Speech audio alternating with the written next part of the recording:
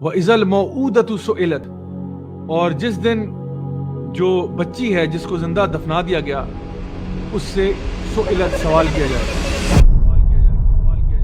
جب سورج لپیٹ دیا جائے گا اور جب تارے بے نور ہو جائیں گے اور جب پہاڑ چلا دیے جائیں گے اور جب حاملہ اٹھنی بیکار چھوڑ دی جائے گی اور جب جنگلی جانور جمع کیے جائیں گے اور جب زندہ دفن کی گئی لڑکی سے پوچھا جائے گا کہ اسے کس گناہ کی سزا دی گئی ہے، اور جب دفتر عمل کھول دیے جائیں گے اور جب آسمان کی کھال کھینچ لی جائے گی اور جب جہنم بھڑکا دی جائے گی اور جب جنت قریب کر دی جائے گی، تو ہر شخص جان لے گا کہ وہ اپنے ساتھ کیا لایا ہے،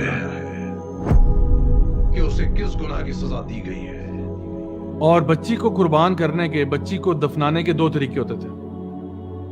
ایک طریقہ تو یہ تھا کہ جو حاملہ عورت ہے وہ جب اس کی ڈیلیوری ہوتی تھی تو وہ اس کے ساتھ ہی گڑھا کھود دیتے تھے. اگر بیٹا ہوا تو رکھ لیں گے، اگر بیٹی ہوئی تو یہیں سے گڑھے میں ڈال کے مٹی ڈال کے اس کو مار دیں گے. دوسرا طریقہ کیا تھا؟ وہ یہ تھا کہ بچی کو پالتے تھے، کیونکہ باپ یا ماں جو ہے اس وقت کشمکش میں ہے کہ بھئی رکھیں نہ رکھیں، رکھیں نہ رکھیں، کنفیوژن میں.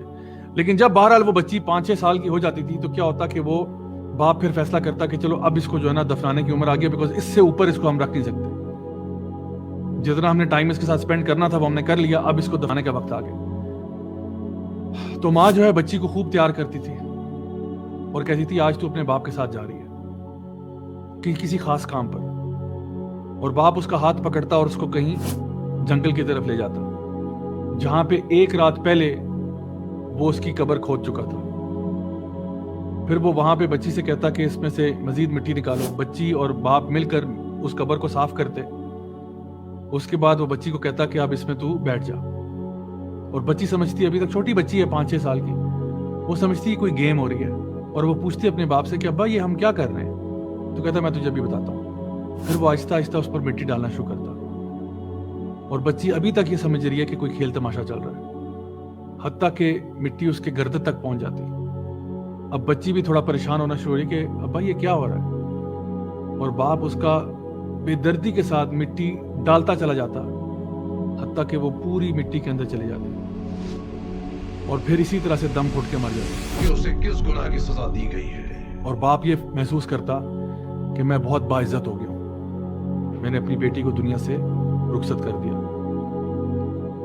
میری برادرز اینڈ سسٹرز، یہ ان کا کلچر تھا، یہ ان کا کلچر تھا. اللہ سبحانہ تعالیٰ فرماتے ہیں بِأَيِّ ذَنْبٍ قُتِلَتْ، ذنب کہتے ہیں کسی چھوٹے سے گناہ کو، کہ تو یہ بتا کہ کس چھوٹے سے گناہ کے پیچھے تجھے قتل کیا گیا. نبی کریم صلی اللہ علیہ وسلم کے پاس ایک شخص آیا جس نے کہا کہ یا رسول اللہ میں نے اپنی بچی کو اس طرح دفن کر دیا تھا.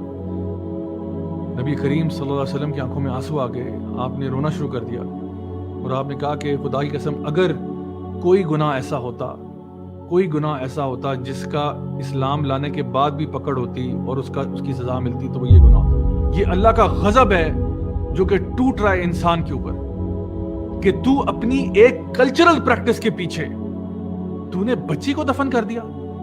آج ہم لوگ کتنی زیادہ اللہ تعالیٰ کی حدود کو پار کرتے ہیں، کس کی نام پر؟ کلچر کے نام پر. یہ جی ہمارا کلچر ہے، یہ ہمارا کلچر ہے، اسلام ادھر ہے، ہمارا کلچر ادھر ہے. اگر عربوں نے یہ کہا ہوتا تو آج تک بچیاں زندہ دفن ہو رہی ہوتی، آج تک ان کو زندہ دفن کیا جا رہا ہوتا کہ جی یہ تو ہمارا کلچر ہے. کلچرز کا اسلام سے کوئی تعلق نہیں ہے، بالکل تعلق ہے. آپ کا کلچر بھی اسلام کا پابند ہے. کوئی بھی ایسی کلچرل پریکٹس جو اسلام کی روح کے ساتھ ٹکراتی ہو، اس کلچر کو اٹھا کے باہر پھینک دو. ہمیں نہیں چاہیے ایسا culture. Dear brothers and sisters, یہ آیات بڑی سخت ہیں جہاں پہ اللہ سبحانہ تعالیٰ کا غضب جو ہے اس انسان پر برس رہا ہے جس کو اللہ تعالیٰ نے ایک پیاری سی ننھی شہزادی عطا فرمائی تھی، اور اس نے اس شہزادی کی قدر نہیں کی اور اس کو زندہ دفنا دیا.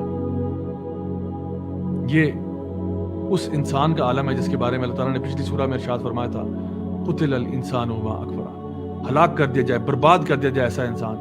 کس طرح وہ اللہ تعالیٰ کے ساتھ کفر کرتا ہے، اللہ کی بتائی ہوئی حدود کو کراس کرتا ہے. کہ اسے کس گناہ کی سزا دی گئی ہے.